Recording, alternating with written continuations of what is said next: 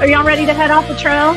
I'm the Cryptid Huntress, Jessica Jones, and I'm ready to take you on a mysterious journey right now.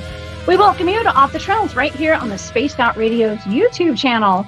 If you guys haven't hit subscribe yet, please do. We would love to have you. And shout out to Bumblefoot for that amazing intro music. Once again, it sets the mood, and I appreciate it very much. All right, you guys can follow us on Twitter at Spaced Out Radio, on Instagram at Spaced Out Radio Show, and on TikTok at Spaced Out Radio. You guys can find me at thecryptidhuntress.com, and please subscribe to my amazing YouTube channel, The Cryptid Huntress, where I have live shows every Wednesday at 1 p.m. Eastern and Thursday at 8 p.m. Eastern. And man, my subscribers are going up. Thank y'all so much. It's a blessing, and I'm having a lot of fun over there.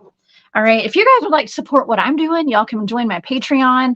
That's the Cryptid Huntress on Patreon. And also, I have a shop. It's called War Woman Goods, and you can find that on Etsy. All right. Okay. I have a fantastic guest here tonight. Not almost. I was worried I wasn't going to be able to go live tonight. I just had some massive technical difficulties. So shout out to Kat and Marquise of the SOR team for helping me get back on track, especially Kat, man. Thank you for getting me that code. Oh my gosh. So it's not a normal show if I don't have technical difficulties of some sort. Okay. But yeah, we've got Nick Valente here, y'all, with the International, formerly of the North American Dogman Project. He's with the International Dogman Project and on a really fantastic podcast called the Cryptid Consortium with Jerimiah Fountains and Gary Spikes. I've got him here with me tonight. Don't forget that right after this show, you guys can go hang out with Marquise over on After Hours. He's got a fantastic show lined up for us tonight. All right. And so let's get to our guest. Nick Valente is the host of Cryptid Consortium Podcast, along with Jerimiah Fountains and Gary Spikes. They highlight and take deep dives into various cryptids each week. Nick is a Fortean researcher, paranormal investigator, and a boots-on-the-ground cryptid researcher. He's the head of the International Dogman Project, or the IDP. Now, the IDP is a no-kill organization whose goal is to gather as much information about the dogman. It's done through online research, book research, interviews of people who have had encounters, and through boots-on-the-ground field investigation of current dogman sightings. And they open cold cases, and they visit those areas. Okay, so I love having Nick Valente on the show. So please help me welcome to Spaced Out Radio tonight, Mr. Nick Valente. Hey, Nick. Hey, Jess, how you doing here? Well, I'm here. Okay, yeah. I'm here. I'm here. Thank goodness. It was like cutting it that close. I think we were about 2 minutes late tonight. Oh, so, wow. Yeah, thank you. Thank you for being here. Oh, tonight. You're welcome. It's always a pleasure. Oh, we always do really good shows. We do. While I was waiting for you, I was just doing some research for the Cryptid Consortium show that we're going to be doing on Wednesday. And just so your audience knows, the Cryptid Consortium is a different cryptid each week, but not your normal cryptid, not Bigfoot, Sasquatch, Dogman, Mothman. We talk about the ones that people don't talk about, like the Mongolian death worm we did last week. Coming up, we're going to be do the Fresno night crawlers. What I'm currently researching, and actually I've been researching this for the last 8 months, it's that bad, are the Men in Black. And I mean, they are no joke at all. And when I started doing this 8 months ago, I didn't realize that, and I hate to use this term. I mean, going down a rabbit hole that's just endless, and it branches off. It's like a hydra. It just branches off to here, to there, to everywhere. And like, I'm going to tell you, I used to be 27, 30 books behind. I'm about 90 books behind now, because just trying to get into this and to connect it with cryptozoology and everything it's a massive task. It's massive. It is. This Wednesday, we're going to put our first show on the MIBs. Well, that's going to be really good. And you know what? Speaking of the MIBs, I did a really, really interesting show on Thursday night. I was assigned a task, a blind remote viewing target, and I thought I was remote viewing the moon or something, or outer space. I didn't know what it was. It turns out it was shadow people, Nick, shadow beings, and what they call, what has been called the Hat Man and the Hooded Man, and the Thin Man. and yeah, like Slender Man. And I got to tell you, I was picking up on a time traveler, okay, for these shadow beings. I don't think all of them are shadow or time travelers, but the one, whatever I was remote viewing, had something to do with time travel, which I thought was weird. Yeah. I think that one from the UK, what's his name, Spring Boot Jack. He was one of those type of shadow people also. And once again, what I'm doing right now with the Men in Black and with UFOs, aliens and stuff, they're saying that MIBs could have been aliens. They're shadow people type. Another reason why I'm doing the Men in Black is also because a lot of people that have investigated Dogman sightings and other cryptid stories have been visited by MIBs. And myself, having been in the U.S. government, and I'm still connected to it, I know quite a bit about what has been going on. And even with my knowledge of it, it's hard. It's hard. I'm just trying to connect it all. That's right. Yeah. Well, I think that you guys have a fantastic podcast put together, Nick. And I know you had originally started off doing a podcast called the Sukum Sessions, I believe. Right. And so you guys have kind of, there's only one constant in life, and that's change, right? And so you guys have kind of switched over to this new podcast format, and it's going to be amazing because I love looking into different cryptids that not a lot of people have heard about, and I think that's what you guys are doing. That's what we're doing. We're doing all the ones. I mean, like the Mongolian death worm last week, we brought out a lot of stuff. The howler we did before that. And like I said, the Fresno night crawlers, I mean, just to name a few things, but I don't know. I think this MIB thing might be a part 1, 2, and 3. I bet you it could be a part 21 for that matter. There we go. Now that's the howler. The Ozarks howler. Okay, Ozark howler. And I got to tell you, Nick, this latest episode y'all did, this was wild. This is a really interesting cryptid. Tell the audience a little bit about this Mongolian death worm, because to me it looks like the creature from the movie Tremors.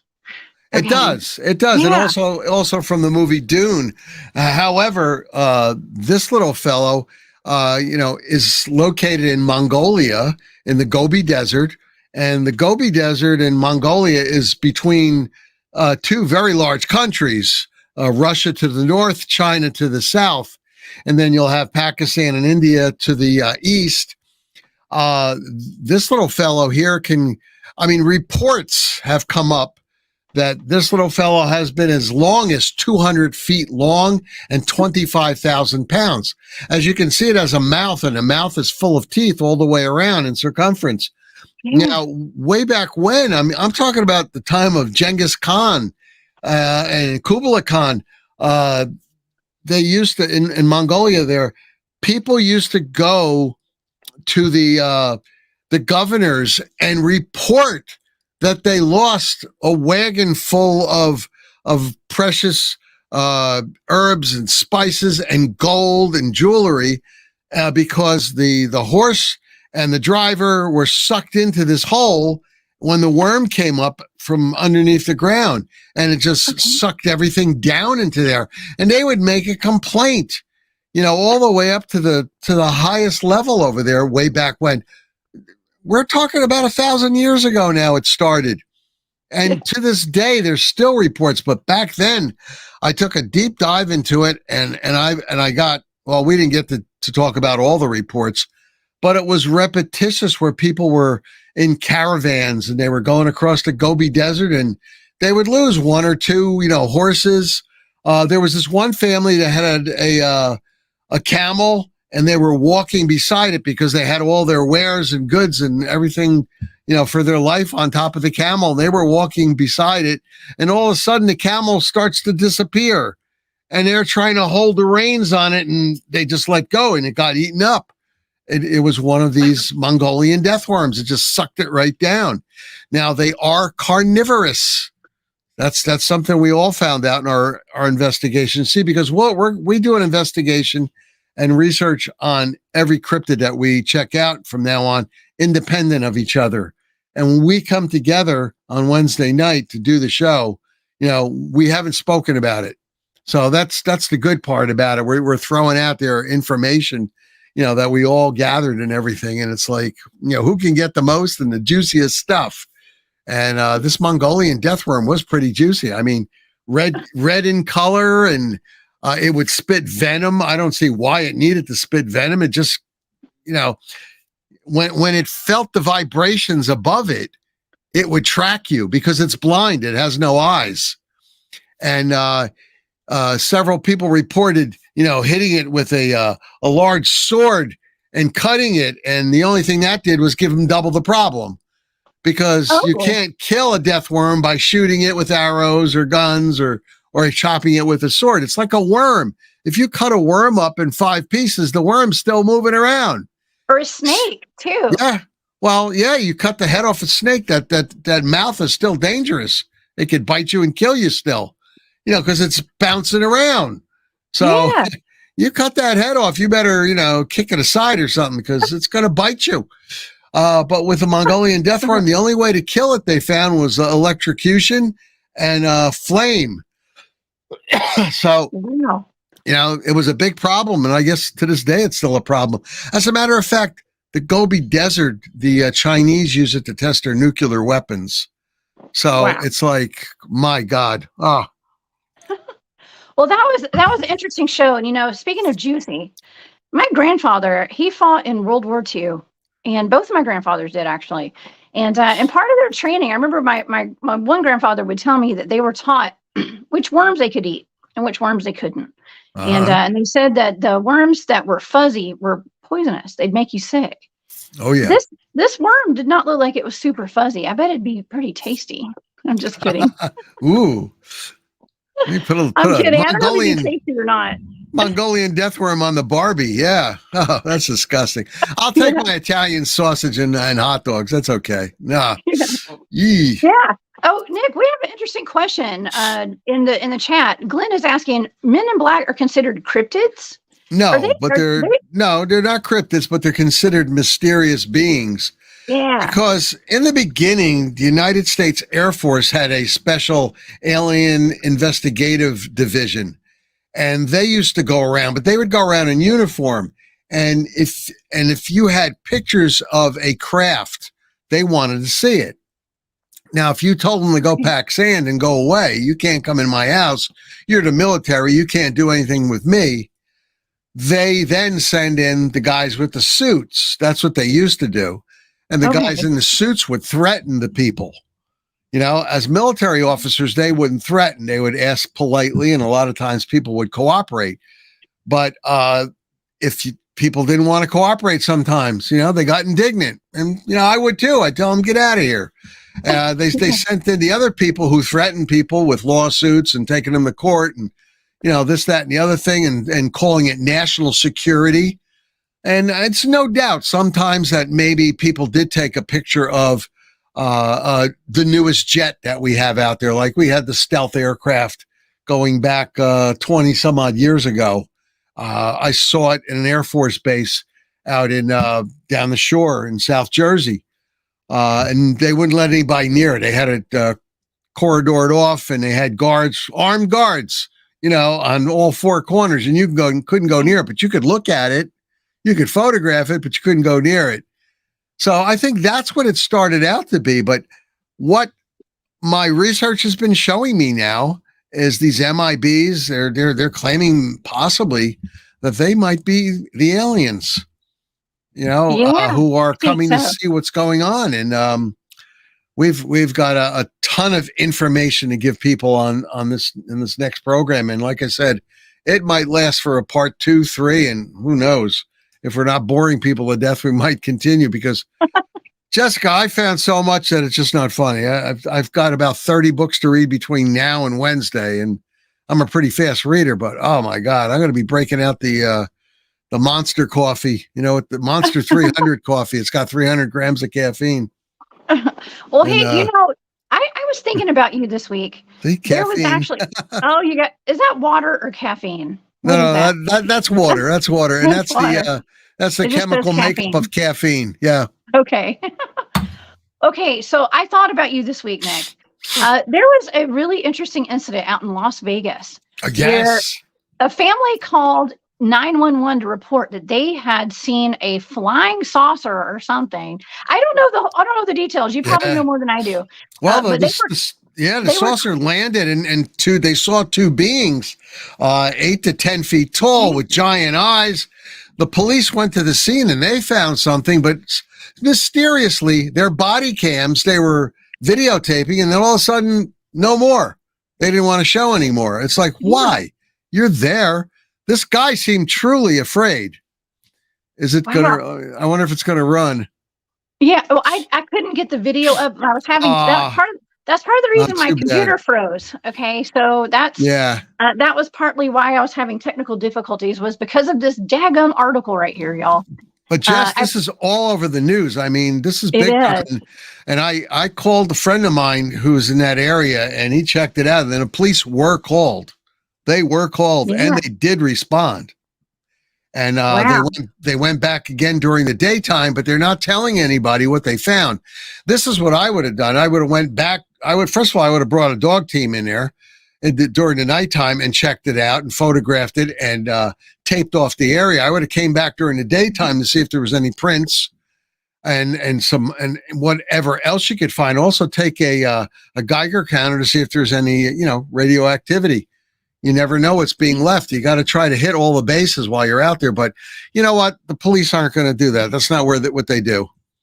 They don't consider it. They don't consider it a crime.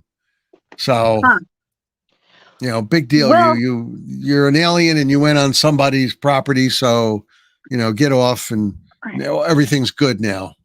I don't see it that way. Well, Nick, I have to say, part of this, knowing that the government and the news, the media, everybody that's a part of the mass, I don't know if it's tricking us or what. I mean, I am very skeptical about some of this now. And I've seen UFOs, I've seen ETs up close in person.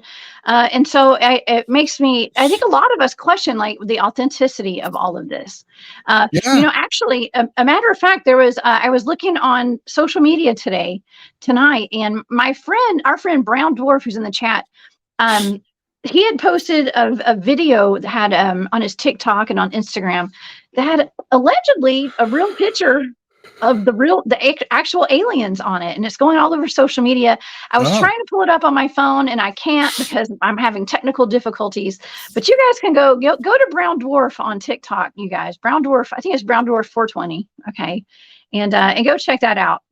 Is he on right now? He's on right now. Yeah, he's in the Brown chat. Dwarf. If you can hear me, if you wouldn't mind, post it in the Quad Coalition of Sciences.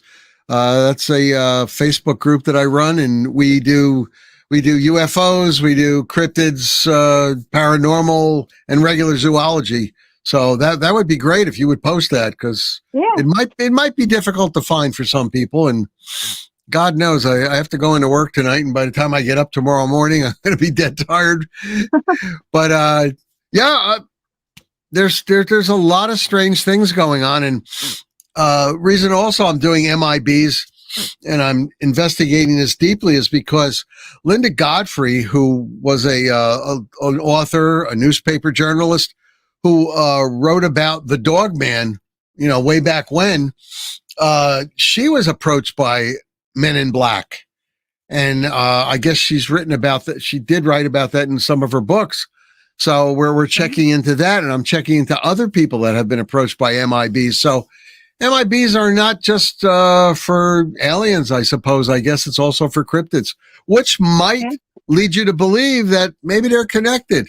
Maybe what I always say is like, the Sasquatch is that there's no more footprints. Maybe he got sucked up into a spaceship, or maybe he took a portal, and got out of where he was.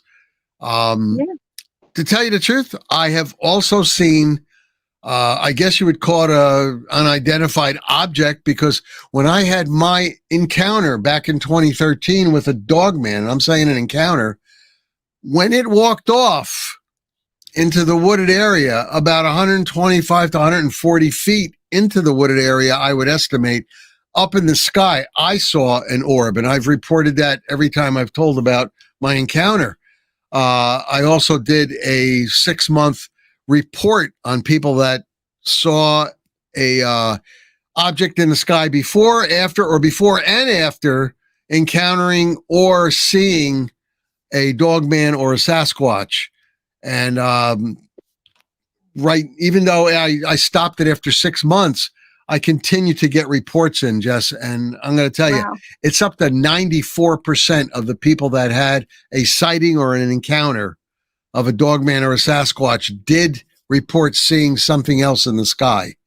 So something's going on. Well, I got to say, almost every time I've had an encounter of some sort out in the woods, there have been orbs involved. Okay, so it's like I'm going to say multi-dimensional type of event when we have activity out there with cryptids. And also, Nick, by the way, my team encountered a possible MIB that walked into our camp one night. The night that we encountered the portal out in the field, a woman entered the base camp, and she was dressed in business attire in the middle of nowhere. In the middle of nowhere, right? In the middle of nowhere, yeah. And she claimed to she claimed to know some of the guys on the team, and she also appeared to be very intoxicated. It was weird. Yeah. What did they say? Anything? Yeah. Oh, well, it's been a topic of high strangeness and interest amongst our team. No, I mean, did they say they knew her, or? No, nobody knew who she was at all. But she knew some of the guys on the team, and was actually claiming to have gone to college with, new people in their classes. And so it was just weird, very odd. So some of the team considered that a possible MIB kind of encounter, or it could have just been a drunk woman in the woods. I don't know. But dressed it was up though in a business attire. I don't know. That's pretty rough. I mean, does she have on heels?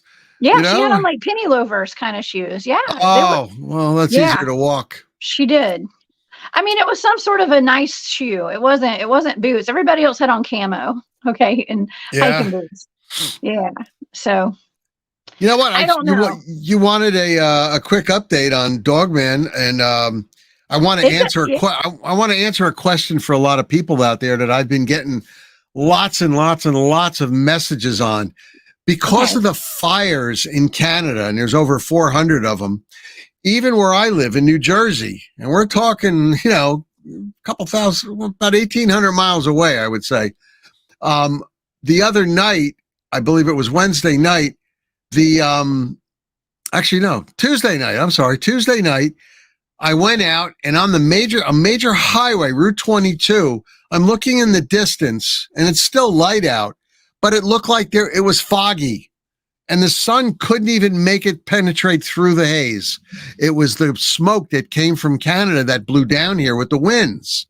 Now, the question that people have been blowing up my mailbox with, and I'm going to tell you, I have no less than 400 of them, and I can't possibly get back to everybody at the same time, but hopefully some of them are watching. The big question is, where are the cryptids? Why aren't we seeing them since all the smoke is out there? Well, I got news for you. They know better than we do. They go underground. They're going in their burrows. They're going in their caves. They're going in the mine shafts or whatever they can go into. That's what they're doing right now. They're staying low profile because they're trying to survive.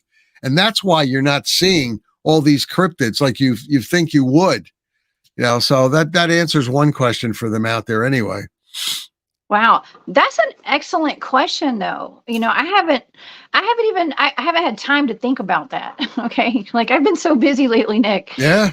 But that's a great point because there's so many fires going on up in Canada. I would assume, it's a very wooded area. That's prime habitat for Sasquatch.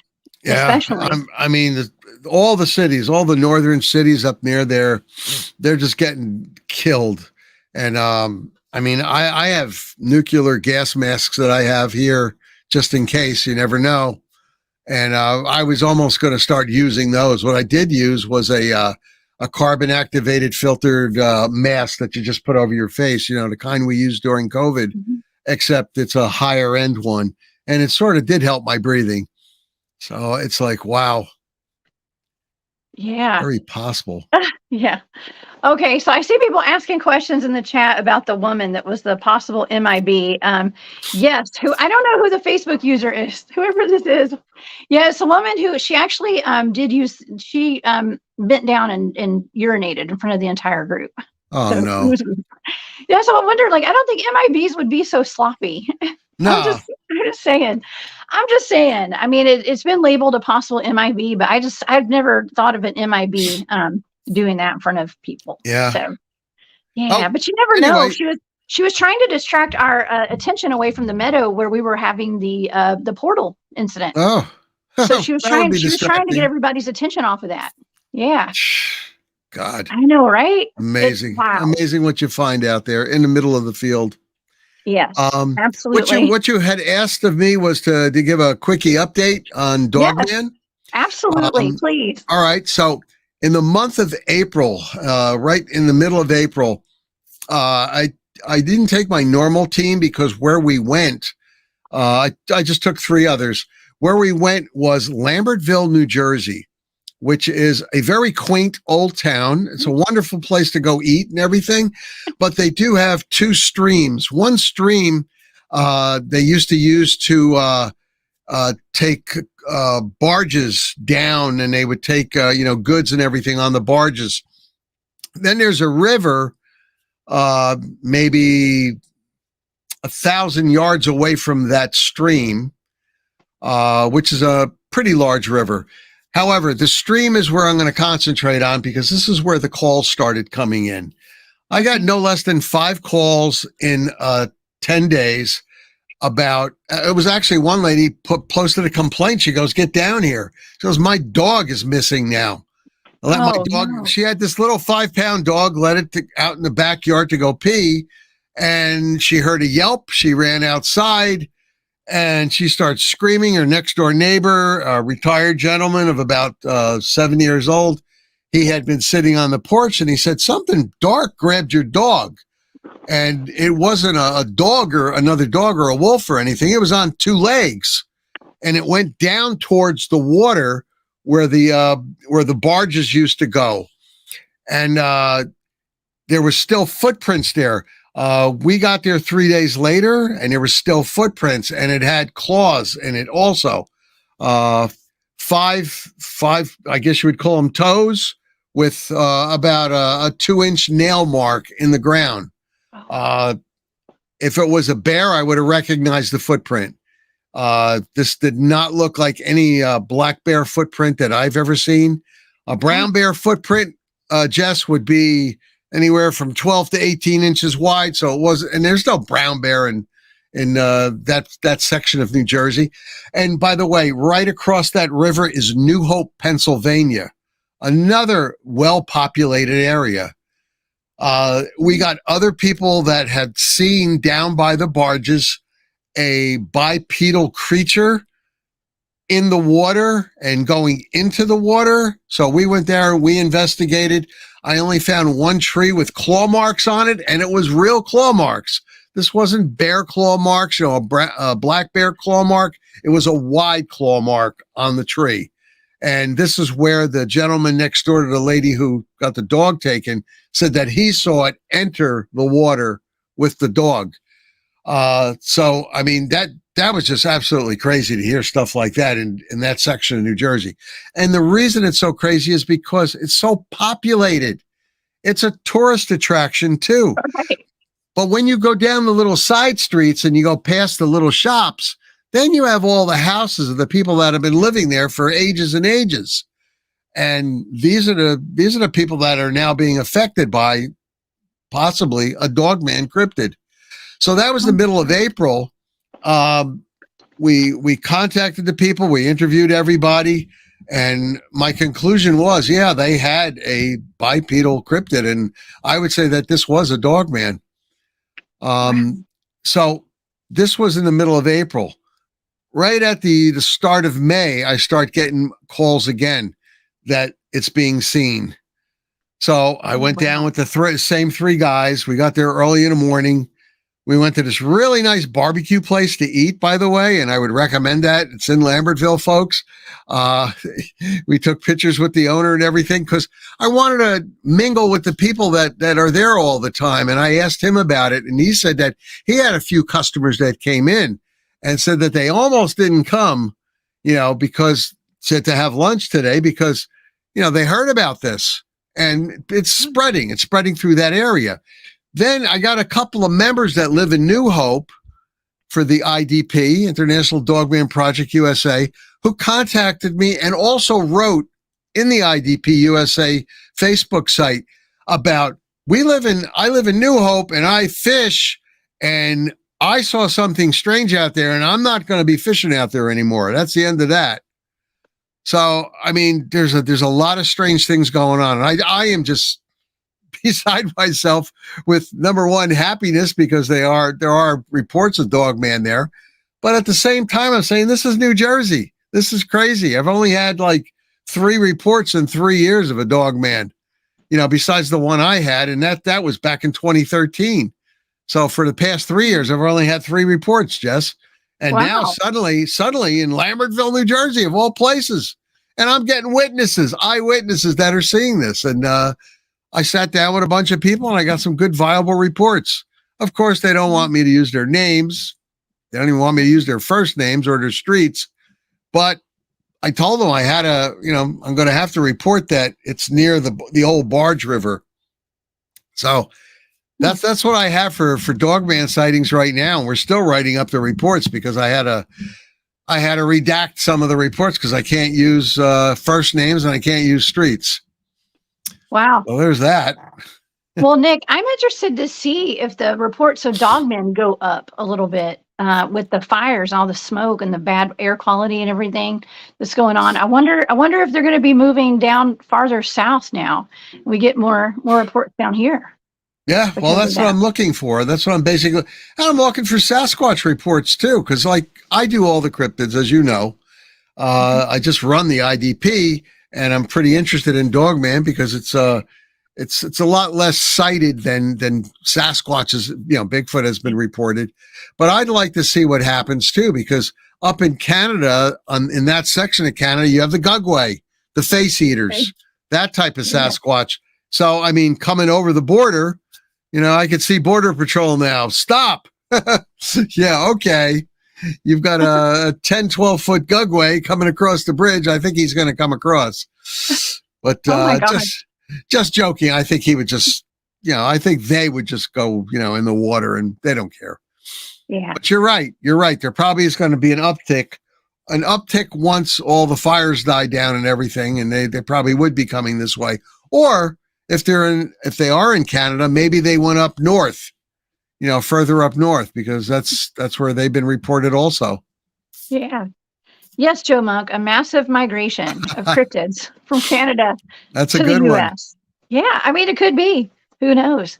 Yeah, well, Nick, I got to tell you, I heard you on a podcast last week. I think it was last week on the Conversation Cabin. Shout out to Farah, by the way.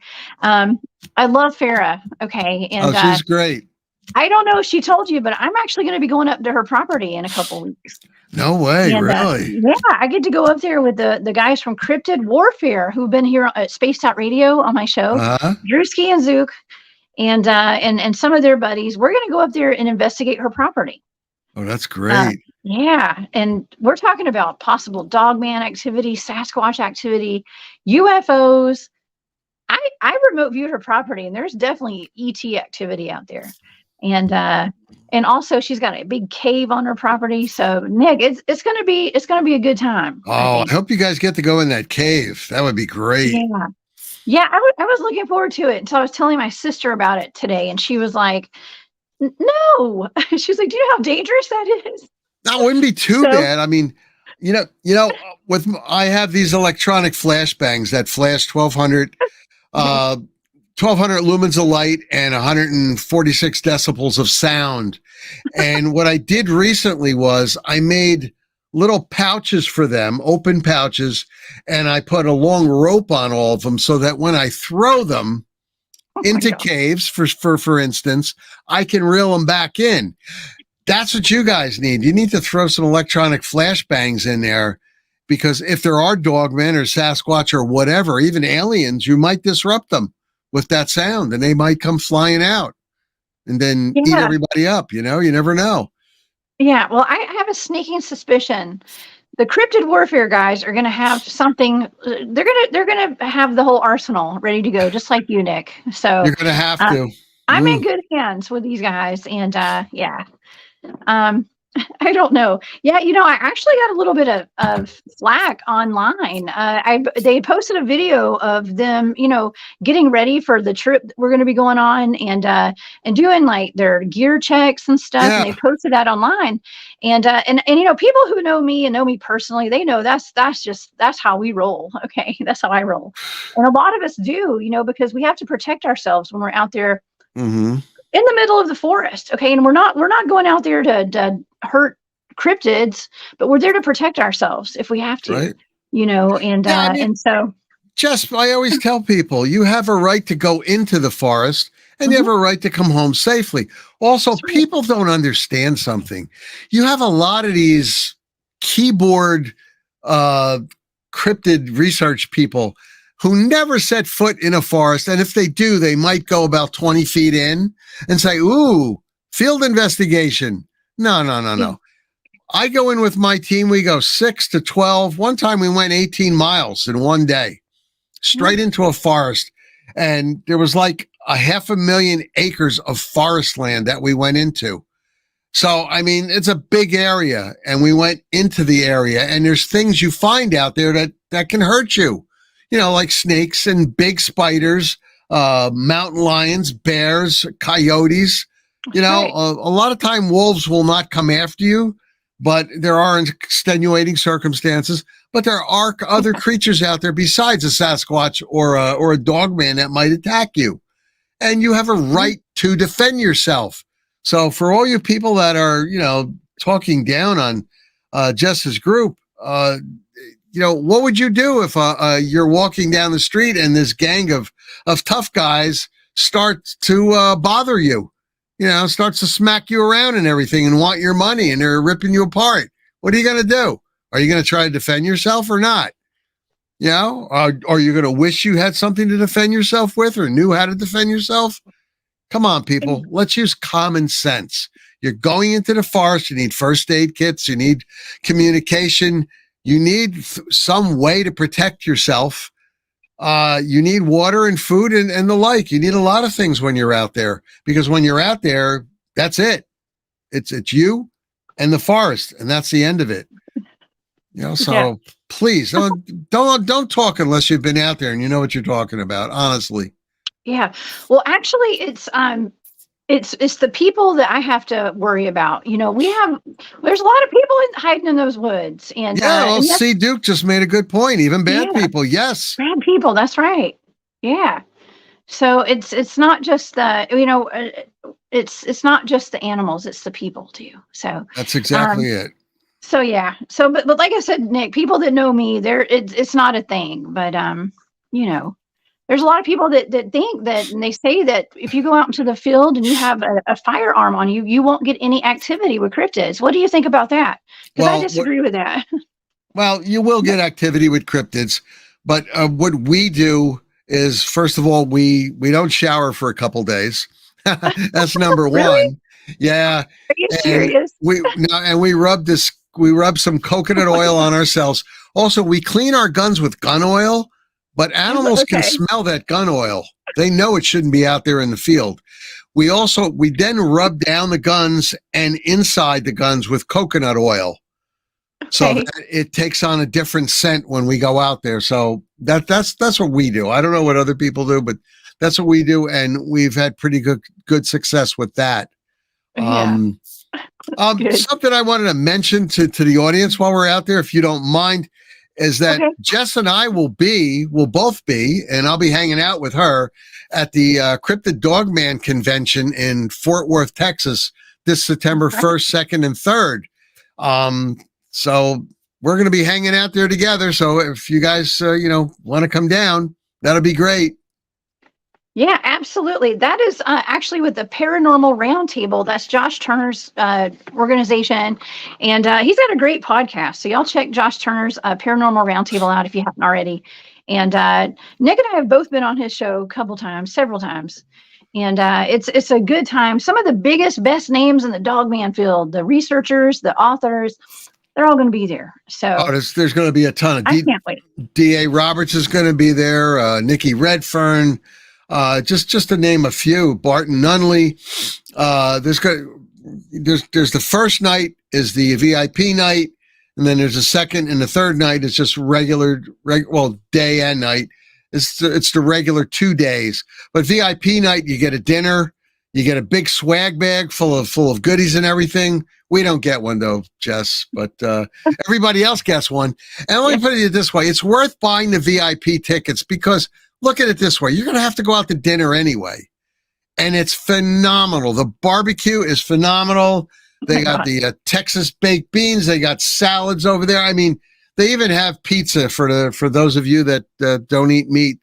But the brisket sandwiches, I'm just so looking forward to going back again. It's fantastic. And wow. Like I said, I'll be hanging out with Jess all 3 days over there. Oh, yeah. Oh yeah, and actually, there are some local cryptids in that area, and I think there's a group of us that are planning on going out at least one of those nights and doing some research. Oh yeah, so, yeah. I think it's called the Lake Forest Monster. I'll be there to bodyguard you, and also, right. I believe there's a graveyard there that the Dogman has been sighted, and Josh said that he doesn't know whether it's a physical Dogman or it could be a paranormal type of a Dogman, because what it is a burial ground over there, and Dogman has been known to protect Native American burial grounds. So this is right near there. He won't go, by the way. He's not going to go. He absolutely will not go. So I want to go. Yeah, I'm going. DA's going to go. I'm going. You're going to go. Yeah. I'm going everywhere y'all go. Okay. Y'all are my bodyguards. That's right. Apparently I need them. So yeah, it's going to be a good time. Now, Josh, who lives out in Texas, he's been having some issues with I believe where he lives. He's got a haunted house. He does. And, he didn't realize that there was a lot of murders in that house that he was in, and the spirits are still there. Yeah. Oh my God. I mean, they didn't tell him. They didn't tell him. And I mean, he should have known, getting a $150,000 house for $50,000. I mean, gee, there's something wrong, here. Quick sale, Nah. Yeah, he's trying to move out, and hopefully very soon he'll be out of there. He's had spiritual problems, paranormal problems, actually, you want to call it, at the studio, where he does his podcast from too. So I mean, some nights it's pretty strange over there. Yeah, it is.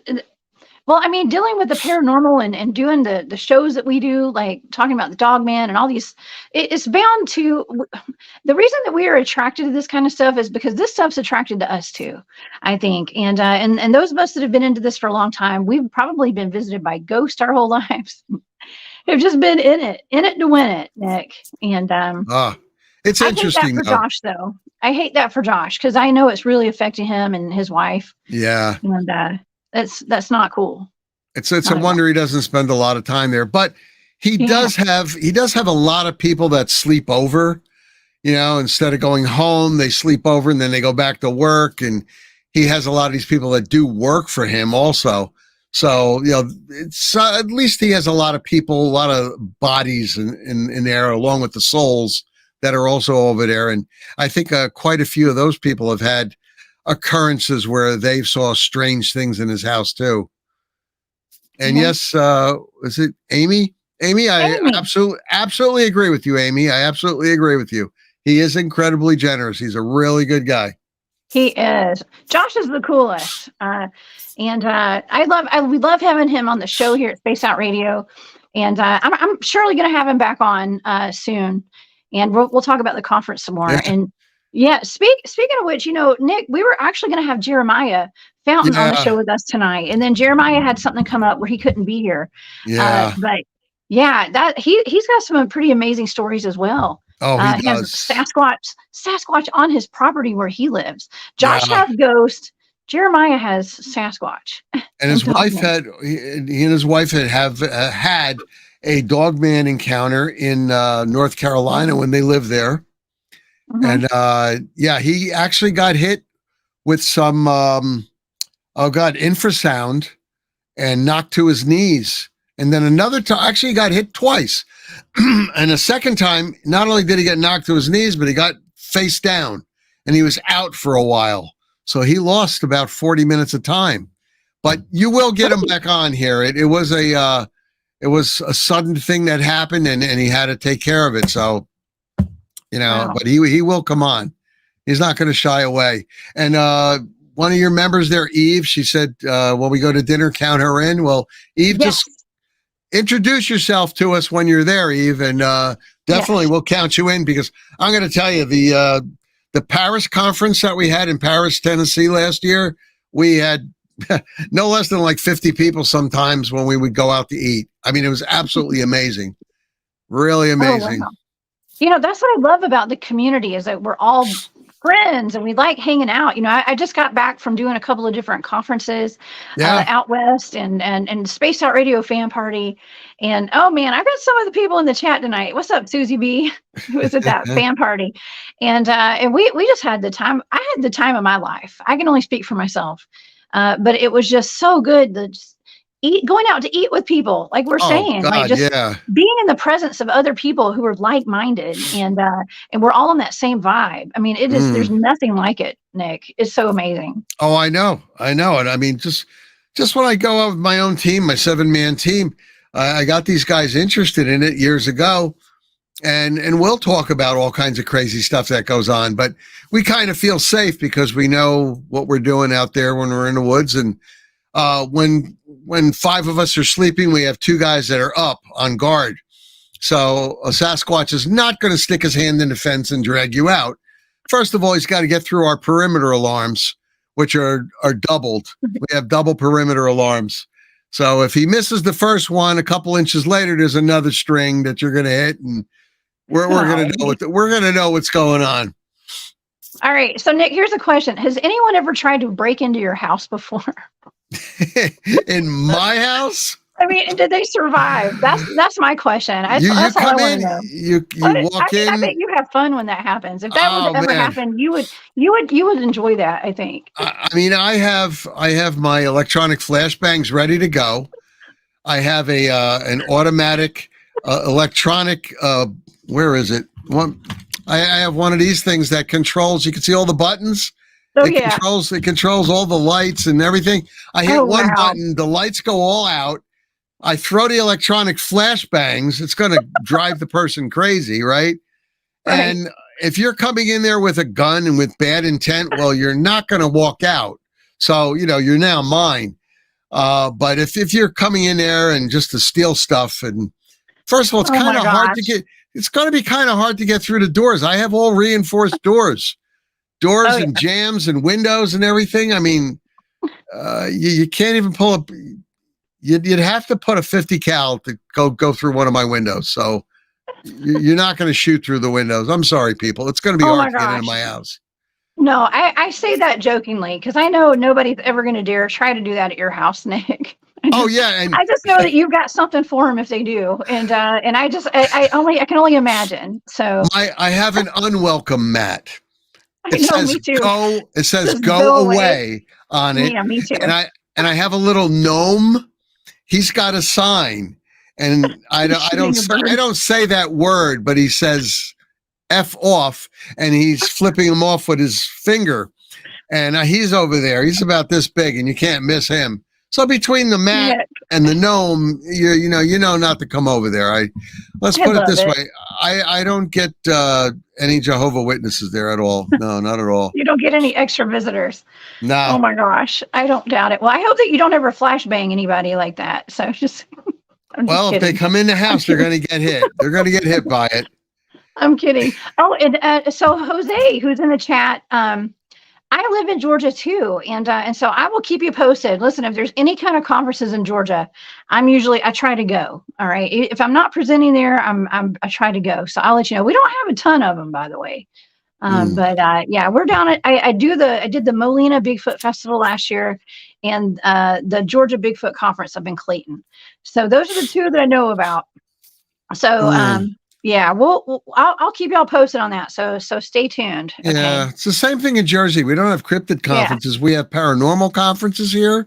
The thing I love the best about Jersey is I think we have the biggest and the best zombie.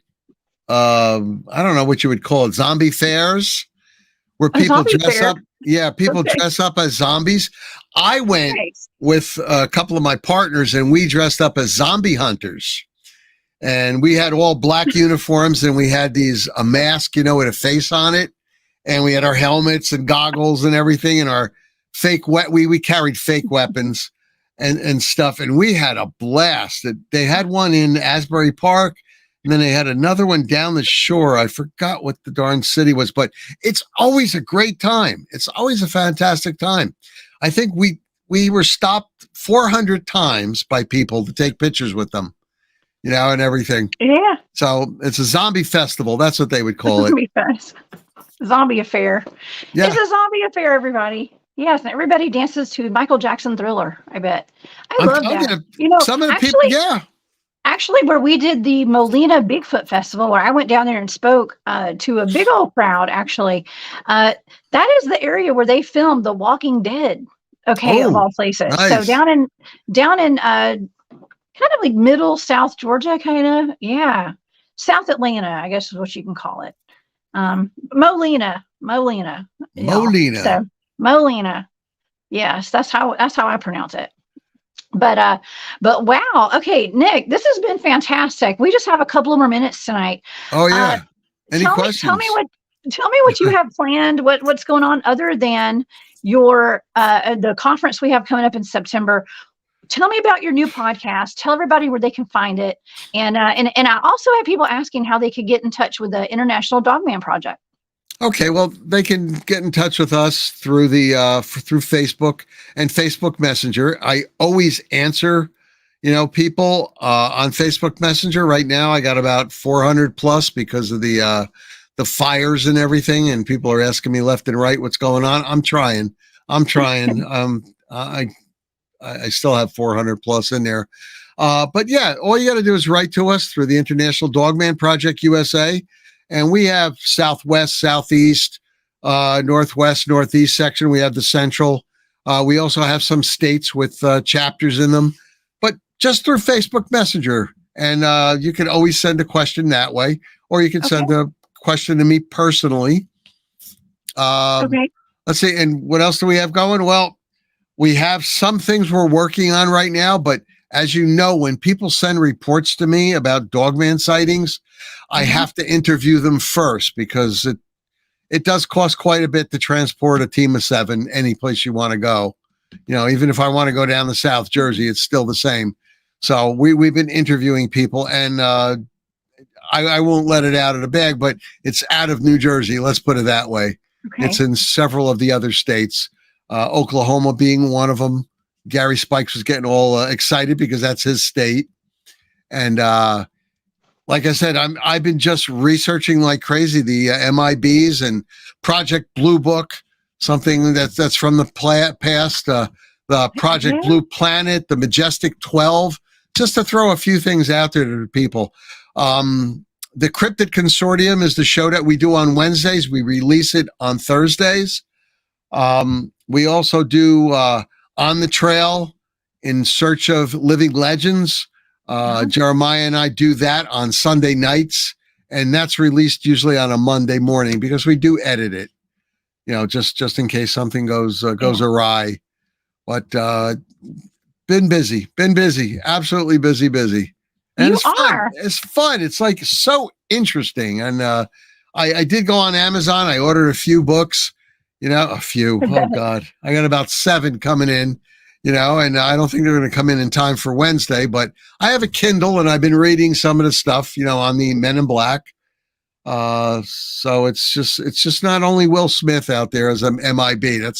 You try to look up MIB, and the first 3 pages is the movie, you know. I know, right? But the real deal is the real deal, and people were getting really uptight about it way back when, 1940s, 1950s. The book War of the Worlds by H.G. Wells was broadcast on the radio by Orson Welles, no relation, and that scared the pants off of people. You know, I'm talking people really thought they were being invaded.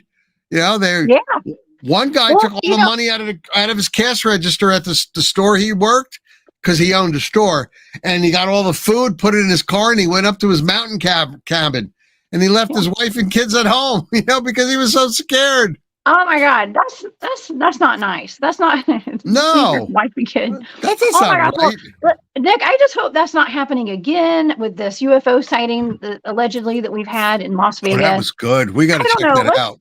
You keep us posted. And Thomas, thank you for that super sticker. That's very sweet of you. Nick, keep us posted. Please come back and hang out with us. I know you'll be back. I just love talking with you. Thank you so much for being here tonight.